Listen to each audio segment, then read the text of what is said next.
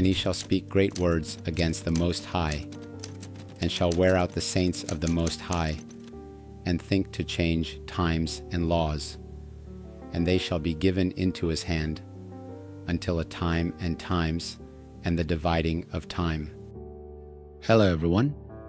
Daniel 7 ayat 25 adalah salah satu ayat yang Lunar Sabbath Keepers gunakan sebagai bukti bahwa kita sekarang tidak memelihara hari ketujuh yang benar lagi, karena cara untuk menghitung sampai hari Sabatnya, yaitu dengan menggunakan Lunar Sabbath Calendar, sudah digantikan dengan siklus mingguan yang terdiri dari 6 hari kerja dan 1 hari istirahat.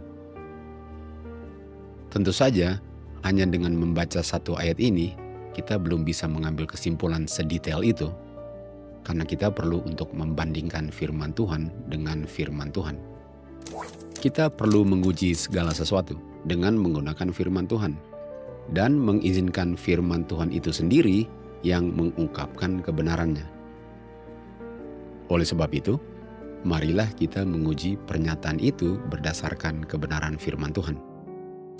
Jadi, yang kita akan buktikan dalam video ini ialah apakah ayat ini, Daniel 7 ayat 25, berbicara tentang Lunar Sabbath Calendar yang dirubah, sehingga umat Tuhan yang tidak menggunakan Lunar Sabbath Calendar tidak bisa memelihara hari Sabat yang benar, karena hari Sabat yang benar hanya dapat diketahui dengan menghitung dari New Moon. Kita mulai di Keluaran 20 ayat 8. Dikatakan, ingat hari Sabat untuk dipelihara kekudusannya.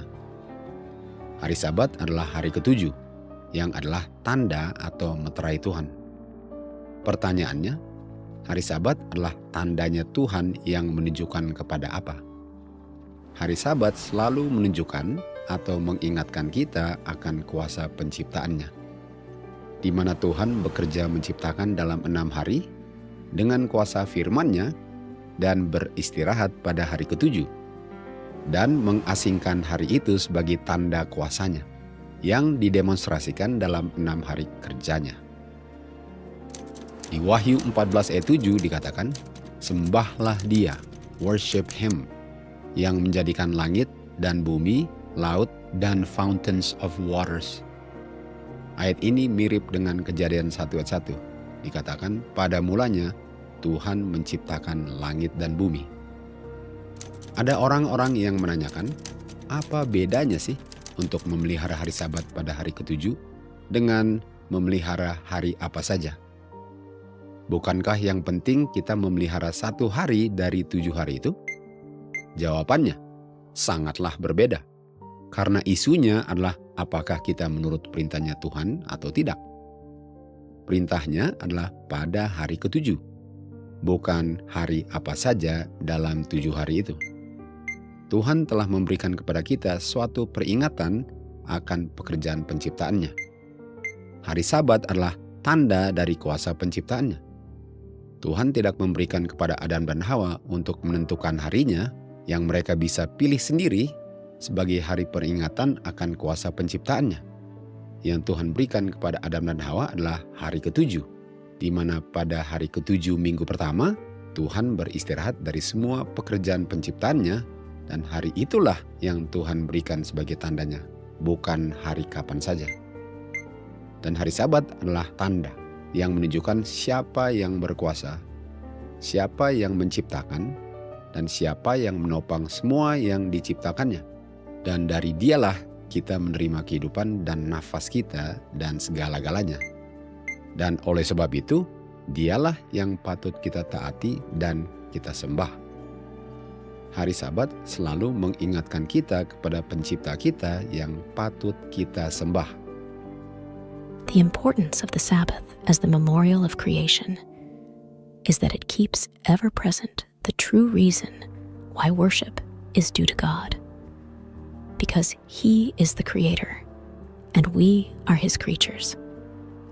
The Sabbath therefore lies at the very foundation of divine worship, for it teaches this great truth in the most impressive manner, and no other institution does this. The true ground of divine worship, not of that on the seventh day merely, but of all worship, is found in the distinction between the Creator and His creatures. This great fact can never become obsolete and must never be forgotten. J.N. Andrews, History of the Sabbath, chapter 27. It was to keep this truth ever before the minds of men that God instituted the Sabbath in Eden. And so long as the fact that He is our Creator continues to be a reason why we should worship Him, so long the Sabbath will continue as its sign and memorial. Had the Sabbath been universally kept, man's thoughts and affections would have been led to the Creator as the object of reverence and worship. And there would never have been an idolater, an atheist, or an infidel. The keeping of the Sabbath is a sign of loyalty to the true God, Him that made heaven and earth and the sea and the fountains of waters. It follows that the message which commands men to worship God and keep His commandments will especially call upon them to keep the fourth commandment. Itu sebabnya malaikat pertama di Wahyu 14 ayat 7 berseru dengan suara yang nyaring, "Sembahlah Dia yang menciptakan." Dan hari Sabatlah hari yang Tuhan tetapkan sebagai tanda itu, bahwa Tuhanlah yang patut disembah, karena Dialah pencipta segala-galanya. Yang setan inginkan ialah agar pengetahuan akan kuasa penciptaannya Tuhan lenyap dari ingatan manusia. Dan karena hukum keempat adalah tanda yang selalu mengingatkan manusia akan kuasa penciptaan itu, sehingga dengan kita memeliharanya, tentu saja kita tidak akan melupakannya. Oleh sebab itu, setan telah bekerja melalui kuasa Roma Kepausan untuk menyingkirkan hukum keempat ini dan menggantikannya dengan hari yang adalah tanda dari kuasanya sendiri. Itu sebabnya mengapa hukum keempat mulainya dengan kata ingat. Ingat hari Sabat. Kita baca di 2 Tesalonika 2 ayat 4, kuasa kepausan ini yang adalah the man of sin, yang menentang God dan meninggikan dirinya di atas God, dan dia mau disembah sebagai God, sehingga dia sebagai God duduk di tempelnya God dan menunjukkan dirinya sebagai God. Kita bisa lihat bahwa kuasa ini mau disembah sebagai God. Hari Sabat adalah hari yang mengingatkan kita untuk worship God. Tentu saja kuasa man of sin ini ada juga harinya untuk counter harinya Tuhan, karena dia juga mau disembah. Hukum keempat menunjukkan siapa yang patut disembah, dan tandanya adalah hari Sabat. Pertanyaannya, apa tandanya dari the man of sin ini, yang adalah tanda yang menunjukkan bahwa dialah yang patut disembah? Jawabannya adalah hari Minggu, hari pertama dari siklus 7 hari kerja. Hari ini adalah tanda atau marknya kuasa kepausan. Gereja Katolik sendiri mengakui bahwa mereka telah menggantikan hari Sabat dengan hari pertama, hari Minggu. Ada yang menanyakan, hari yang mana yang adalah hari Sabat? Jawabannya, Saturday atau Sabtu adalah hari Sabat. Pertanyaan berikutnya, mengapa kami memelihara hari Minggu dan bukan hari Sabat atau Saturday? Jawabannya, kami, yaitu Gereja Katolik, memelihara hari Minggu, bukan Sabtu. Karena Gereja Katolik memindahkan kekudusannya dari hari Sabat atau Saturday ke hari Minggu, Sunday. Gereja Katolik mengatakan bahwa merekalah yang merubah hukum Tuhan. Dan itulah tanda kuasa otoritas supremnya. Hari Minggu adalah mark dari kuasa kepausan. Dan kuasanya adalah kuasa yang merubah hari Sabat ke hari Minggu. Di Wahyu 13 ada kuasa the beast yang tubuhnya seperti macan tutul, kakinya seperti kaki beruang, mulutnya seperti mulutnya singa. Beast ini adalah kuasa Roma Kepausan yang menerima kuasa, kedudukan, dan otoritasnya dari kuasa sipil. Mulai pada tahun 496, waktu Clovis dari Prancis atau Franks memberikan kuasa sipilnya kepada gereja ini. Dan tahun 508, Clovis menaklukkan Visigoth, salah satu tanduk dari 10 tanduk yang disingkirkan dari akar-akarnya, karena kuasa ini tidak mau mengakui doktrin Trinitas. Dan pada tahun 538, kuasa kepausan berkuasa sepenuhnya dan berkuasanya selama 1260 tahun atau 3,5 masa atau 42 bulan sesuai dengan nubuatan Alkitab. Dan pada tahun 1798, akhir daripada 1260 tahun, kuasa ini mengalami luka parah waktu kuasanya disingkirkan oleh Prancis, Jenderal Berthier di bawah Napoleon Bonaparte. Dan luka parahnya kita bisa baca di Wahyu 13 ayat 3. Dan tanda kuasa beast ini adalah hari Minggu. The mark of the beast adalah Sunday. Hari Minggu adalah the mark of the beast itu. Dan kuasa untuk menggantikan hari Sabat ke hari Minggu, itulah bukti kuasa otoritasnya, yang mana tandanya adalah hari Minggu. Sebagaimana yang kita sudah baca tadi, tujuan perubahan ini ialah agar manusia melupakan kuasa penciptanya Tuhan, yang mengingatkan kita bahwa Tuhanlah yang patut disembah. Dan tanda yang dirubah itu adalah dari hari Sabat, hari ke-7, ke hari Minggu, hari pertama. Kutipan berikut ini mengatakan hari Sabat dirubah dari hari Sabat atau Sabtu, Saturday, ke hari Minggu. Dan kuasa untuk merubah ini tidak diperoleh dari Alkitab, tetapi melalui kuasa gereja ini sendiri. Dan bagi mereka yang berpendapat bahwa Alkitab adalah dasar segala otoritas, sepatutnya mereka menjadi Seventh-day Adventist atau menjadi orang-orang Advent yang memelihara hari Sabat, hari ke-7 sebagai tanda kuasa otoritas penciptanya. Jadi gereja Katolik mengakui bahwa sesuai kitab suci, hari Sabat hari ke-7 lah yang patut dipelihara. Dan untuk memelihara hari pertama atau hari Minggu, ialah untuk mengakui kuasa otoritas gereja ini. Di Wahyu 14 ayat 7 dikatakan, sembahlah Dia yang menciptakan. Sementara di Matius 4 ayat 9, setan menginginkan dirinya untuk disembah. Kita baca tadi bahwa setan tidak mau manusia menyembah penciptanya dengan cara untuk menggantikan tandanya Tuhan dengan tandanya sendiri. Dan tandanya adalah hari Minggu. Tanda the beast ini adalah hari Minggu. The mark of the beast adalah Sunday. Untuk menyembah Tuhan ialah untuk mengakui Dia sebagai pencipta kita. Sementara untuk memelihara hari Minggu, hari yang adalah tanda kuasa kepausan ini, ialah untuk menyembah the beast dan the image of the beast di Wahyu 13 ayat 4, 15, 16, dan 17. I saw that God had not changed the Sabbath, for he never changes. But the Pope had changed it from the 7th to the first day of the week, for he was to change times and laws. Roman Catholics acknowledge that the change of the Sabbath was made by their church, and declare that Protestants, by observing the Sunday, are recognizing her power. What then is the change of the Sabbath, but the sign or mark of the authority of the Roman Church, the mark of the beast?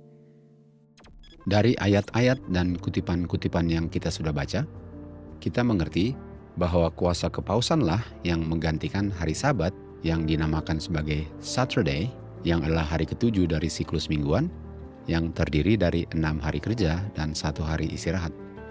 Saturday adalah hari ke-7 dari siklus mingguan yang terdiri dari 6 hari kerja dan 1 hari istirahat. Saturday bukan hari Sabat yang selalu jatuhnya pada hari ke-8, 15, 22, dan 29 sesuai dengan siklus bulanan. Kuasa kepausan tidak menggantikan hari Sabat dari kalender lunar Sabbath ke hari pertama atau hari Minggu siklus mingguan yang terdiri dari 6 hari kerja dan 1 hari istirahat. Di chart ini kita lihat 2 siklus perhitungan hari Sabat. Siklus berdasarkan lunar Sabbath calendar dan siklus mingguan berdasarkan minggu pertama penciptaan. Kuasa kepausan tidak merubah hari Sabat dari siklus bulanan ke siklus mingguan. Dia menggantikan hari Sabat hari ke-7 dari siklus mingguan ke hari pertama siklus mingguan. Hari Saturday-nya kuasa kepausan adalah hari ke-7 siklus mingguan, bukan hari Sabatnya siklus bulanan. Dia menggantikan hari Sabat Saturday dengan hari Sunday, dan sama-sama adalah hari dalam siklus mingguan. Dalam video-video berikutnya, kita akan melihat lebih dalam lagi topik Saturday ini. Mari kita sekarang melihat kutipan-kutipan Roh Nubuat mengenai hari Sabat hari ke-7 yang dinamakan Saturday. Surat ini ditulis mengenai apa yang Mrs. White lakukan pada hari Saturday di Colorado, tanggal 18 Oktober 1873. Mari kita lihat, apakah hari Sabat ini sama harinya dengan siklus bulanan sesuai dengan Lunar Sabbath Calendar? Kalau hari Sabatnya dihitung dari bulan baru, hari Sabat jatuhnya pada tanggal 29 Oktober kalender Gregorian, yang bagi Lunar Sabbath Keepers adalah tanggal 8. Sementara Saturday atau hari Sabatnya Mrs. White adalah pada tanggal 18 dan 25, berbeda dengan siklus bulanannya Lunar Sabbath. Seandainya Miss White menggunakan perhitungan bulan baru, hari Sabatnya pada bulan Oktober tahun 1873 seharusnya pada tanggal 29 Oktober kalender Gregorian. Namun hari Sabatnya jatuh pada tanggal 18, bukan 29 Oktober. Ini adalah buktinya bahwa Miss White tidak menggunakan Lunar Sabbath Calendar, tapi hari Sabatnya sesuai dengan siklus mingguan yang terdiri dari 6 hari kerja dan 1 hari istirahat. Di kutipan berikut ini, kita lihat Januari 11, 1873 jatuhnya pada hari Sabat, yaitu Saturday Gregorian Calendar. Kalau kita hitung dari bulan baru, yaitu hari Rabu tanggal 1, lalu hitung 7 hari, hari Sabatnya Lunar Sabbath adalah hari Rabu pada tanggal 8 Gregorian. Sementara sesuai dengan kutipan manuskrip ini, hari Sabatnya adalah pada tanggal 11. Jadi sangat jelas bahwa Miss White tidak menggunakan Lunar Sabbath Calendar untuk menentukan hari Sabatnya. Kita baca kutipan berikut ini dari Spirit of Prophecy, halaman 85. Miss White ditunjukkan dalam khayalnya minggu pertama penciptaan, di mana Tuhan bekerja 6 hari menciptakan dan beristirahat 1 hari pada hari ke-7. Dan siklus ini tidak ada bedanya dengan minggu-minggu selanjutnya, yaitu 6 dan 1. Tuhan mengukur siklus pertama sebagai contoh bagi minggu-minggu seterusnya tanpa ada jedahnya atau suksesif. Artinya nggak pernah selain 6 dan 1. 6161 sejak minggu pertama penciptaan sampai the end of the world. Nggak pernah ada perubahan dalam siklusnya.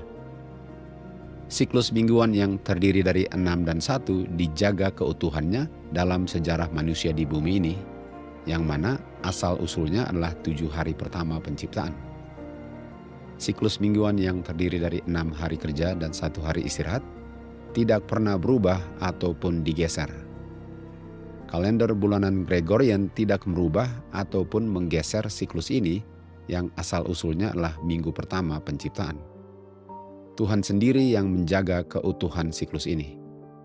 Yang dirubah oleh Roma Kepausan adalah hari ke-7-nya dari siklus mingguan ini, yang mana hari itu digantikan dengan hari pertama dalam siklus mingguan yang sama. Jadi hukum kedua ditiadakan oleh Gereja Katolik, sehingga hukum keempat menjadi hukum ketiga, dan hukum ke-10 dibagi 2 agar jumlahnya tetap 10. Di Daniel 7 ayat 25, selain hukum yang dirubah, times juga dirubah oleh kuasa yang sama. Jadi pertanyaannya, apa times-nya yang dirubah? Times artinya season atau an appointed occasion. Musim atau waktu yang ditetapkan untuk suatu peristiwa tertentu. Kata season ini kita baca di Mazmur 104 ayat 19. Tuhan menciptakan bulan yang menandai musim-musimnya. Bulan ialah untuk menandai musim-musim untuk merayakan the feast. Di Imamat 23 ayat 4, feast ini dirayakan pada musim-musimnya atau pada waktu-waktunya yang sudah ditetapkan. Feast pertama yang dirayakan adalah pada musim pertama yang namanya adalah Passover. Hari ke-14 dari hari bulan baru atau New Moon adalah waktu yang sudah ditetapkan untuk merayakan feast Passover. Tentu saja setiap tahun, hari ke-14 pada bulan pertama jatuhnya pada hari-hari yang berbeda. Bisa hari Senin, bisa hari Rabu, bisa hari Sabat, bisa hari Minggu. Yang ditetapkan adalah tanggal 14-nya pada bulan pertama, bukan hari apanya pada bulan pertama. Kita bisa tahu bulan pertamanya dengan melihat muncul bulan sabitnya. Itulah fungsinya bulan yang ditetapkan di Mazmur 104 ayat 19. Mari kita lihat bagaimana the times di Daniel 7 ayat 25 dirubah. Dari Roma, kini muncul lagi kemurtatan yang memuja matahari atau menyembah matahari.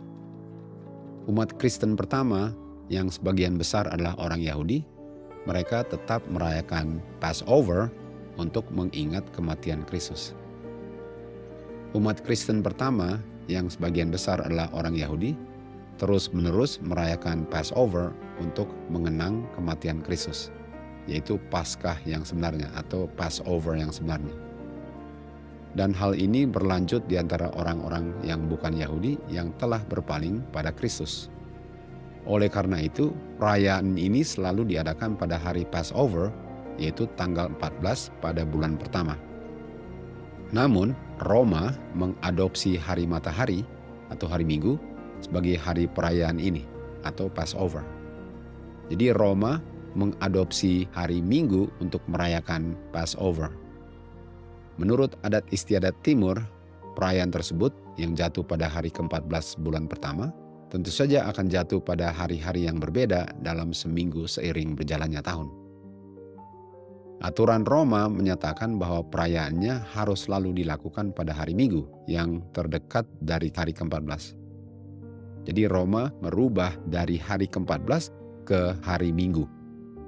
Hari ke-14-nya tidak penting lagi, appointed time-nya atau times-nya dirubah ke hari Minggu. Sementara tidak ada di firman Tuhan yang memerintahkan kita untuk memeliharanya harus pada hari Minggu. Dan jika tanggal 14 bulan itu jatuh pada hari Minggu, mereka merayakannya pada hari Minggu berikutnya.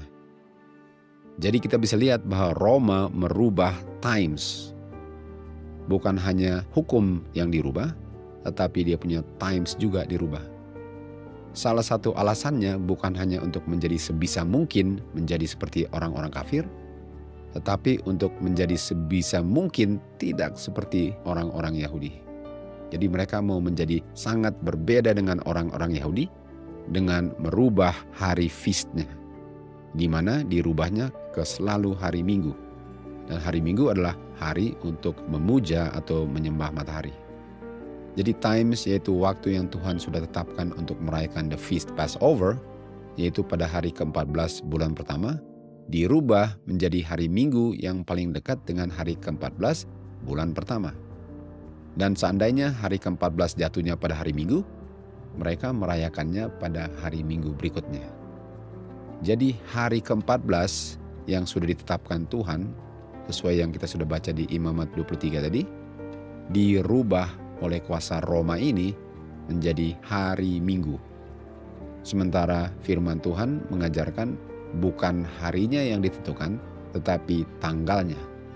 Sementara Roma merubah tanggalnya, sehingga tanggalnya sekarang berubah selalu, dan yang selalu konsisten adalah harinya. Roma merubah laws dengan times. Inilah the times di Daniel 7:25 yang dirubah oleh kuasa Roma. Kita baca kutipan berikut ini di A Doctrinal Catechism on the Obedience Due to the Church. Ada yang menanyakan, apa buktinya bahwa gereja memiliki kuasa untuk memerintahkan hari-hari raya ini?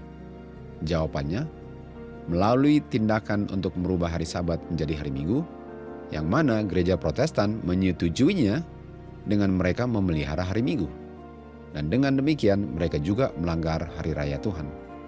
Dengan mereka merayakan hari-hari rayanya gereja Katolik, yang mana hari rayanya adalah Paskah, yang dirayakan pada hari Minggu pada bulan pertama, bukan hari ke-14 pada bulan pertama. Dunia Protestan merayakan Paskah pada hari Minggu, sementara mereka mengabaikan perintah Tuhan untuk merayakannya pada hari ke-14 bulan pertama, yang setiap tahun jatuhnya pada hari-hari yang berbeda. Mereka sudah mengakui kuasa gereja Roma Katolik. Pertanyaan berikutnya, apakah gereja Katolik mempunyai cara yang lain untuk membuktikan bahwa gereja memiliki kuasa untuk menginstitusikan hari raya ini? Jawabannya dari gereja, seandainya gereja tidak memiliki kuasa seperti itu, dia tidak akan bisa melakukan apa yang disetujui oleh agama-agama Protestan.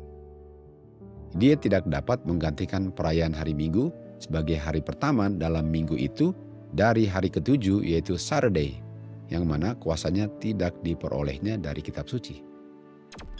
Jadi dengan merubah hari Sabat menjadi hari Minggu, itulah tanda atau marknya di mana gereja ini ada kuasa otoritasnya untuk merubah the times untuk merayakan the feast of the Lord.